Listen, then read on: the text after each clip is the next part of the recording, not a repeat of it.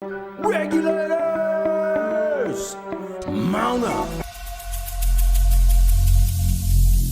Every single day, I'm gonna make something great. That's my way. Every single day, I'm gonna make. Okay, this is my second cook review of the vertical smoker. As you can see, the door has gotten quite discolored. I'm going to try cleaning that, and then let's open it up here. You can see what it looks like. Let me let it go all the way. Alright, just take my finger. Yeah, you can feel it, but I'm going to clean that. The inside of it, sorry about the sun shining through, quite a bit of drippings in there. Down here you can see the ash buildup. I'll vacuum it all out, clean it up. Not much grease in the grease catch, because I think it's all dripping in there, which is good. And anyhow, it's getting seasoned in the inside pretty good. I figured as much. I figured that the glass would also frost over. Next, I got a couple of add-ons that I have that I'll go over what I did and show you those and show you if I can get that glass to clean.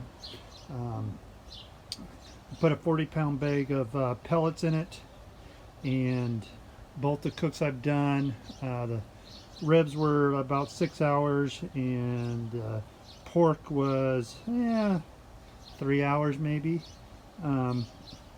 Both of them were right around 250, so pretty good usage of pellets, as far as it's not just, you know, burn and thrown. But we will get some mods done on this and upgrades, and I will show you those. Okay, so you can see I've cleaned the glass, got it all cleaned up.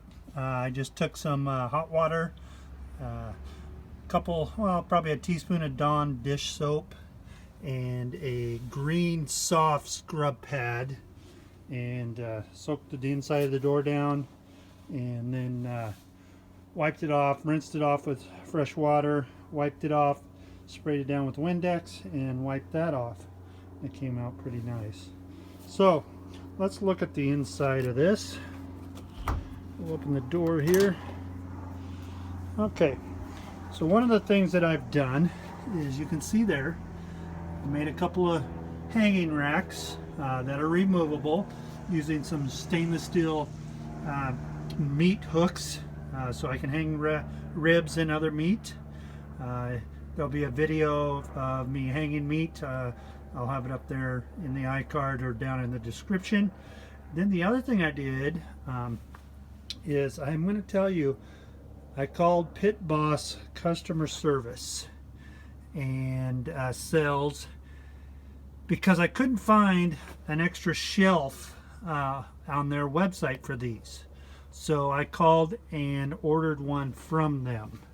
And so now if you look, I've got 1, 2, 3, 4, 5, 6 shelves. These normally come with 5. I ordered an extra one with the brackets, and I will tell you, they were pretty cheap, so I'm happy about that. I'll take these out and show you what it looks like with all 6 shelves in.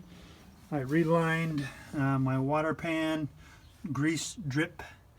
I actually used a secondary water pan and just leave that there to catch all the drippings. I noticed that this side, I don't know if you can see it, it darkened up more and crusted. I'm thinking because I didn't have it level. Everything ran that way. You can see it down there better versus the other side. So I leveled it up a little bit. I'll do more, get it nice and level, and see if that improves how it's dripping. Now here's the big thing. if you notice, there's 1, 2, 3. I went over to our local Costco where they have, I guess you would call it the Series 7 Louisiana Grills vertical smoker, which is the same thing as the Pitboss, other than this is, I guess I call it gunmetal gray versus the copper. And it had 2 hinges on it. Well, once again, I called their sales service department and asked them if I could order extra hinges. So now you look on here, I've got 3 hinges on it. I'll probably only use the top 2 when it comes down to it. Let's see if I can get it. So now, or I'm not the top 2, I'm sorry, the top one and this bottom one I put on here. Got to tighten that up. But now I get a nice good seal. I'll probably just shut this one. These hinges are a little backwards in my opinion, but hey, they work. There we go. So now I have a good seal on it, top to bottom. I will tell you that it does, if you choose to do this, it does probably void the warranty on the cabinet and the door. Talking with the service guy, I still have warranty on the controls and things like that. I just don't have it on that because I drilled into it myself and put those in there. And then the other thing I wanted to note is these were really loose after the second cook, so I've tightened them back up too. So keep that in mind. Check those as you're using this. Other than that, right now I've ordered extra probes, so I got those, so I can now run 2 probes on those. They're connector head, male connector heads, a little bit bigger than most standard temp probes, so you almost have to order them through them. But other than that, glass cleaned nicely. Got the hinges on there, got it leveled, and I think the next cook I'm going to do on it is actually going to be beef jerky. So so far really happy with the unit, and we will see what the next cook does, and then we'll eventually here soon probably throw a brisket on it and run her overnight just to see what she does. I really can't say, I mean, I've only done, I think I mentioned this already, but two cooks that were like less than 6 hours and very little pellet use.